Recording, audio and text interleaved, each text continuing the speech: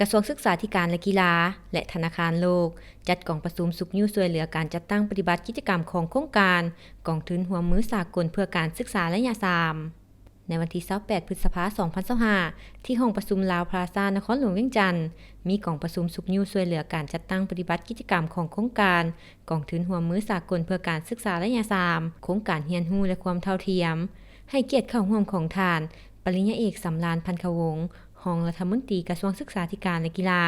และท่านนางเวียงสมัยสิทธิราชเจ้าหน้าที่อาวุโสประจำองค์การธนาคารโลกมีท่านไมเคิลดับโบนักเศรษฐศาสตร์อาวุโสหัวหน้าคณะทีมงานจากธนาคารโลกพร้อมด้วยคณะทีมงานหัวหน้าห้องหัวหน้าองค์การกรมสถาบันศูนย์ครูร่วมพัฒนาและคณะรับผิดชอบเรียกงานเกี่ยวข้องเข้าร่วมกองประชุมครั้งนี้จัดขึ้นเพื่อประเมินคืนผลการจัดตั้งปฏิบัติกิจกรรมในระยะผ่านมาโดยเฉพาะแม่นความคืบหน้าในการจัดตั้งปฏิบัติเวียกงาน6เดือนต้นปีเพื่อกวาดคืนความคืบหน้าผลสำเร็จในการจัดตั้งปฏิบัติเวียกงานทิศทางและวิธีปรับปรุงแก้ไขเพื่อเห็นให้การจัดตั้งปฏิบัติกิจกรรมของโครงการกองทุนหัวมือสากลเพื่อการศึกษาระยะ3ได้รับผลสำเร็จตามแผนที่วางไว้ทั้งนี้ก็เพื่อส่งเสริมการเข้าถึงการศึกษาที่มีคุณภาพเท่าเทียมกันและทั่วถึงสำหรับกาลโอกาสในการเรียนรู้สำหรับทุกคนในสปป.ลาวโอกาสนี้ท่านรองรัฐมนตรีกระทรวงศึกษาธิการและกีฬาได้กล่าวว่าจากผลได้รับของการจัดตั้งปฏิบัติโครงการในระยะผ่านมาเห็นว่ามีความคืบหน้าหลายพอสมควร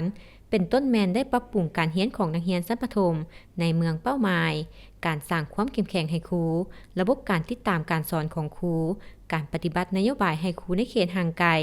การเกี่ยมความพร้อมด้านการอ่านการพัฒนาเด็กในชุมชนและเวียกงานอื่นๆแนวใดก็ตามทานรองรัฐมนตรี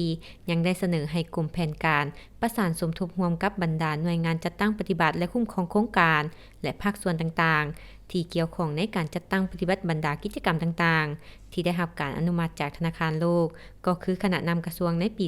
2025ให้บรรลุตามแผนที่วางไว้ปรับปรุงการขึ้นแผนการสำระซะสร้างตลอดถึงการสุขยุ่ส่งเสริมและติดตามอยู่ในขั้นศูนย์กลางขั้นแขวงและขั้นเมืองเพื่อเห็นให้การจัดตั้งปฏิบัติบรรดากิจกรรมต่างๆให้เข้าถึงผู้ที่ได้รับผลประโยชน์โดยไว